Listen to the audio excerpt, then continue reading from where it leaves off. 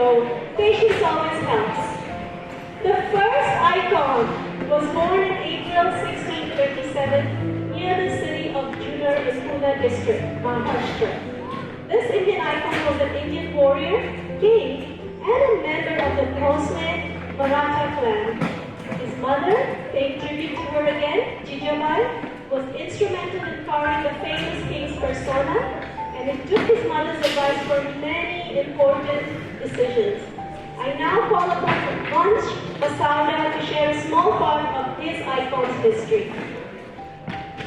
Hello, my name is Vansh Basauda, and I'm going to be talking about the great Chhatrapati Shivaji Raje Bhonsle, who is affectionately known as Shivaji. Shivaji was the great warrior king of the Bhonsle Maratha clan in the 17th century India. From the early childhood, Shivaji was a very courageous and devout religious person, a keen outdoorsman, and had a deep understanding of the terrain and warfare. He took possession of Toma Fort of the Bijapuri Sultanate, his first at the very young age of 15.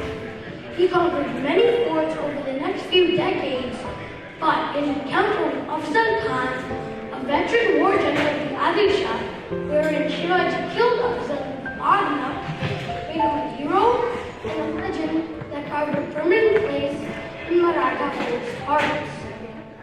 Shivaji possessed exemplary skills that made him a true legend and a role model.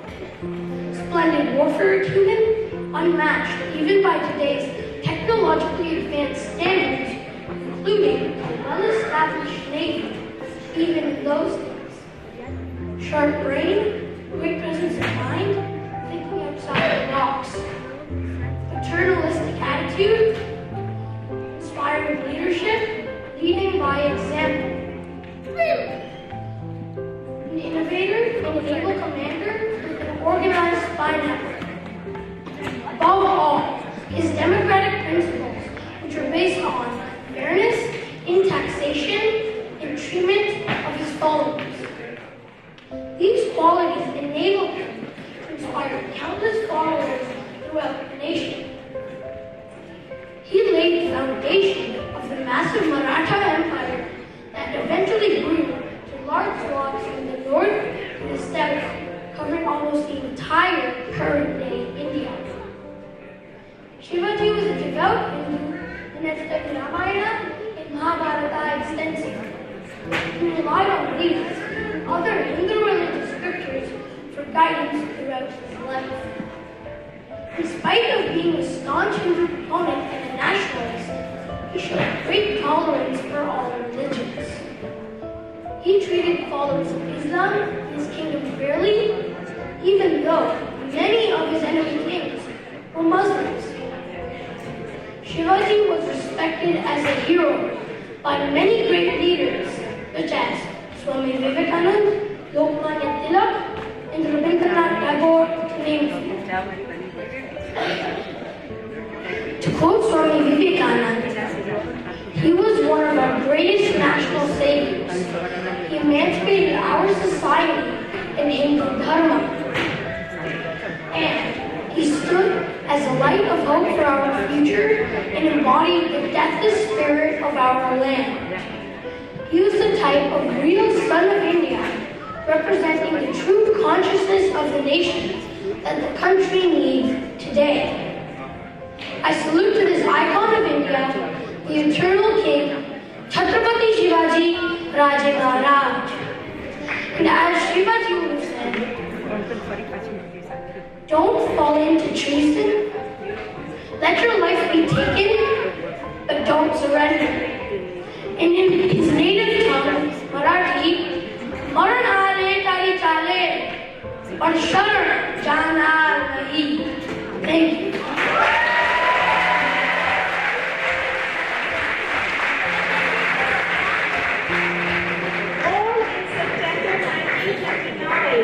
In the state of Indore, Madhya Pradesh, this icon has broken many records and is also the Guinness Book of World Records. There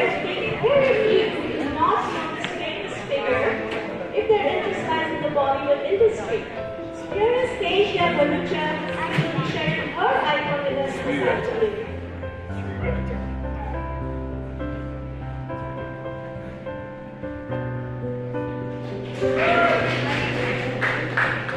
My name is Keisha, and I'm going to be talking about the here. First, I'm going to say a speech that she said when she received the famous award. I am very grateful for this award. Our film industry has respected me very well. They made me work hard with amazing music directors and fantastic poets. All the fame that I've received is all because of this film industry. I'm also very grateful to all of you that you had to bear with me for all these years. Now some facts about Lata Mangeshkar. Lata Mangeshkar was born in Indore, India on September 28, 1929. She is one of the best known and most respected playback singers in India. Lata started to take lessons from her father at the age of 5, and when Lata was 13, her father died of a heart disease. And so a close family friend of Lata's family helped her get started in a career of a singer and actress. Now I'm going to sing a patriotic song by Lata Mangeshkar, a few lines basically, and if you know, please feel free to sing along. "Ye mere watan ke logo, zara kame bhar lo pani, jo shaheed hue unki, zara yaad karo qurbani. Ye mere watan ke logo, zara kame bhar lo pani, jo shaheed hue unki, zara yaad karo qurbani." Thank you.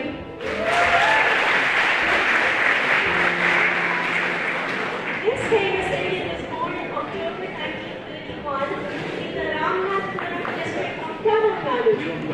Not only was he the 11th president of India for a single term, but he also was a professor, author, and an aerospace scientist. He came to be known as the missile man of India for his work.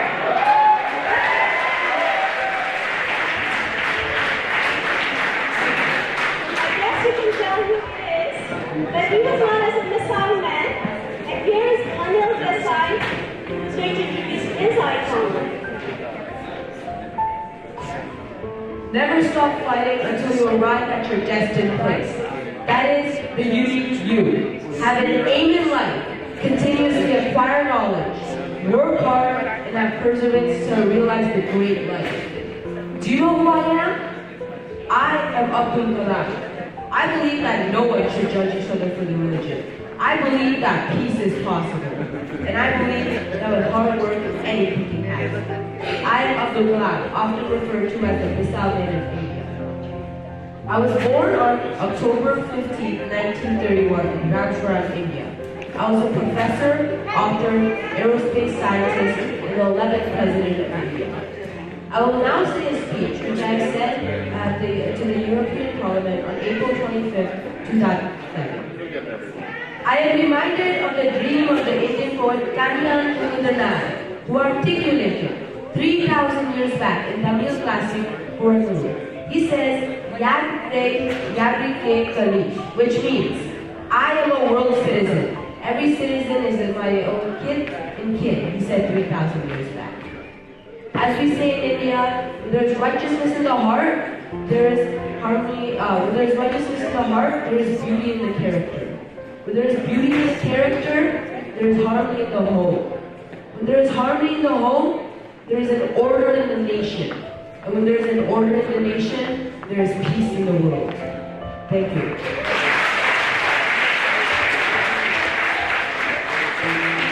Born in November 1835 in the city of Varanasi, Uttar Pradesh, figure.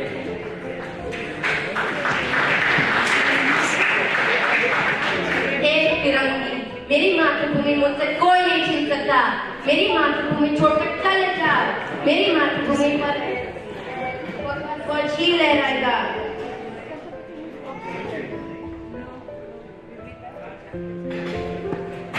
My name is Lakshmi. I am 3 Manu, but my real name is Marnika. This here on my back is my son. My biological son was killed by the British when he was 4 months old, so I adopted Damodara. When I'm a freedom fighter who fought against the British, when I went to fight, I had Damodara on my back. The British wanted to take over our land, but I never let them. I was born on November 1828 and lived for 30 years. When I was young, my mother passed away, so my father, Morpak Tamne, took care of me. I was educated at home from my father and my guru, Dadya Tope. They taught me how to ride a horse and use weapons.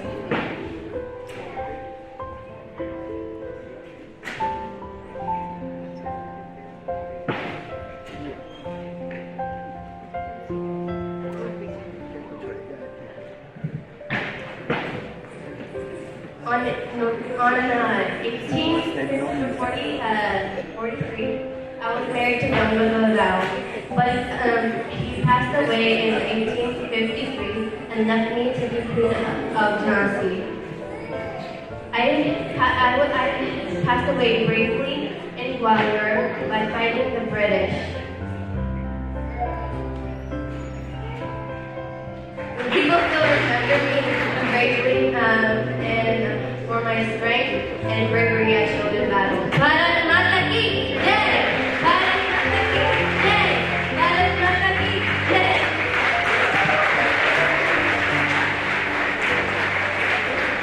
Born in 1781 in the town of Chapaya, Uttar Pradesh, this icon settled in Gujarat profound knowledge of ancient scriptures was evident at the young age of 7.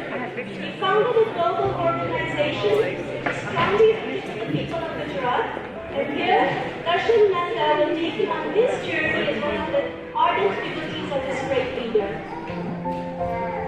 Who was I that if I was president of town, that everyone would hide me from? Who was I that people couldn't even look at my eyes? Well, I was Jordan Bosman, an infamous murderer, thief, thug. But this all changed when I came in contact with Swaminarayan Bhagwan, who led me to the right path. Today, I'm going to tell you about my Bhagwan, Swaminarayan Bhagwan. Swaminarayan Bhagwan was born in 1781 in a small town named Chapaya in northern India. At the tender age of 11, he left his home to travel around India. Through his travels, he reestablished the Hindu Sanatana Sampradaya, as well as cleansed impurities in faith and rituals. Above all, he completely changed the common nature of his followers by eradicating bad qualities like lust, anger, greed, and envy. Thousands of people followed his philosophy because of all the contributions he made to society. But as Bhagwan Swaminarayan grew in popularity and got everyone's respect, I, on the other hand, got jealous. So jealous that I had to take action. So I decided to steal his horse. This also tested him if he was truly God or not. But this was an impossible task, because every time I tried to steal his horse, he would appear in his true form and stop me. From that point on, I truly believed that he was Bhagwan, and I deliberately devoted all my time and energy towards him. Because of all my devotion towards him, he built a beautiful mandir in my hometown of Vartad. But things must come to an end. In 1830, at the age of 49, Bhagwan Swaminarayan made his return to Akshardham.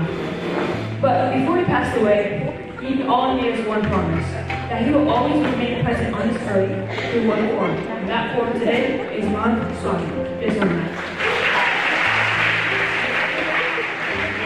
Born in September 1907 in Lionsgate district, which is present-day Pakistan, this charismatic Indian social revolutionist was of Punjabi descent. He acted against the British in India and was executed at the age of 23, which made folk hero of the Indian independence movement. Kaustubh Upadhyay will tell us about this icon. My name is Kaustubh Upadhyay, and today I will be telling you a story of the great and honorable Bhagat Singh. Bhagat Singh is an Indian socialist and a freedom fighter of India. He was born in Punjab to a Sikh family. मैं जब 11 वर्ष का था तो मेरे परिवार और गांव के लोग एक शांति सभा में जा रहे थे और वो शांति सभा चालू होते ही पे पिस्तौल की आवाज सुनाई। मैं डर गया और मैं दौड़ कर गया और देखा चारों ओर धमाका और धमाका। मैं गिर पड़ा और रोने लगा। मेरे मिट्टी ली और बोला, ये मिट्टी जलियांवाला बाग की मिट्टी है। इस मिट्टी में मेरे देशवासियों का खून मिला है। ये मिट्टी मुझे मेरे सपने और मकसद की याद दिलाती है। इसका नाम है आजादी।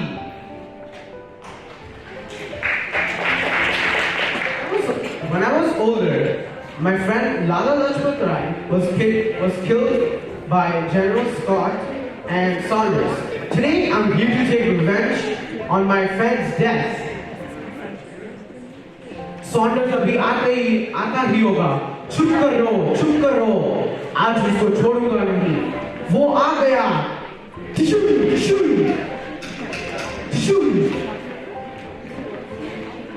मेरे देशवासियों, हम भारत माता को आजाद करना है। डरो मत, आगे बढ़ो। भारत माता पे जान न्योछावर करने के लिए तैयार हो जाओ। हम क्रांतिकारी हैं। एक अंग्रेजों को चुन के मारेंगे। इंकलाब जिंदाबाद।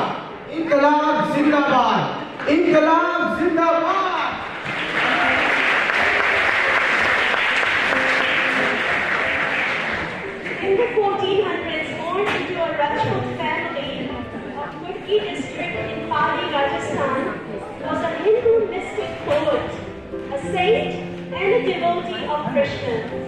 Many movies, documentaries, and devotional songs have described this icon's life. Legend states that she miraculously disappeared. Priya Savanti, tell us about your icon. And today I'll be talking to you about Mirabai. Mirabai was born in 1498 and passed away in 1546, Black Eyed. Today I'll be acting out a skit of one of the important parts of her life skit in Siwa. So let me narrate to you what happened. One day her in-laws came in and gave her poison saying that it was mixed. So she drank it all up. And after a while, her in-laws saw that she wasn't dead. They were surprised. They had to think of another way to try to kill me. So what they thought of doing was putting a poisonous snake in a basket, saying that it was a basket full of flowers. So they came in and gave me a basket full of flowers. As I opened it, there was a beautiful garden. My in-laws were to try to kill me because they told me that I can't pray to Lord Krishna. I pray to their goddess Durga. But I denied. They wanted to get rid of me as soon as possible. After my husband Bojraj died, I was left to be the queen of the palace. On my last days, I left on a pilgrimage of Dwarka and Vrindavan. I have a really important life lesson from God, also said by Lord Krishna in the Gita. Karma is what you choose to do, good or bad. But don't ever keep hope. It's that if you do good, always good will come back to you. Do good so you can help others. Do good because it's the right thing to do. Thank you. Our last icon, born in January 1863 in Calcutta, West Bengal, this person impressed the world with literally a few words. He was an Indian monk, a chief disciple of the 19th century Indian mystic Ramakrishna, and was a key figure in the introduction of the Indian philosophies of Vedanta and Yoga to the Western world. Each Gaurav will share his iconic figure. Dear Saraswati Mata, Please give me the courage and confidence to speak and inspire all these people who are coming to see us. Thank you. Saraswati Namastutyam Vande Kamarupini Vidya Parambham Karishyami Siddhi Abhavatu Vesada. Sisters and brothers of America, my heart is filled with joy unspeakable to rise at such a warm and cordial welcome. I thank you in the name of the most ancient order of monks in the world. I thank you in the name of the mother of all religions, and I thank you in the name of millions and millions of Hindus across the lands of all classes and sects. With these words, the image of Hinduism and modern India transformed the Western world. These words were said by none other than the great Hindu saint and leader, Sri Swami Vivekananda. Thank you. Born January 12, 1863, as Narendra Dutt, Swami was an extraordinary child with a deep sense of spirituality. As a child, he had a very mild temperament due to his constant meditation, along with an extremely active curiosity, which allowed him to be very curious of a higher being, frequently called God. And so, Swami got his education at the prestigious Calcutta University, now known as Kolkata University, learning and gaining knowledge in Western studies and philosophy, while also gaining a bachelor's degree from the Scottish Church. Speaking of Western studies, Swami's most ambitious goal and dream was for Hinduism and modern Indian values to be established among Western civilization and Western values, to be respected among them. A few years later, Swami fell into a philosophical and spiritual crisis. These cries were heard and answered by Guru Sri Ramakrishna Paramahansa. Swami was so inspired that he accepted Sri Guru Sri Ramakrishna Paramahansa as his spiritual master for life, and so he gained the name Vivekananda. Through this, he also got inspired to start the Ramakrishna Mission and to spread these Indian ideals across all of the Southeast Asian subcontinent, and soon the world. That's right, in 1893, Swami Vivekananda attended the 1893 Chicago World Religion Conference, and it was a success. The audience was dazzled and mesmerized by the words and teachings of Swami. Even that much that one of the papers in New York nominated him as the greatest figures in the Parliament of Religions. Nowadays, we remember Swami as a great patriot and an undeniable follower of great core Indian values such as patience, meditation, kindness, respect. And now, I hope you take a moment to respect and honor the great Swami and all his teachings, along with respecting all of those small little stories and moments of your parents, your grandparents, your great-grandparents, your aunties, your uncles, all your relatives, because that is Indian value.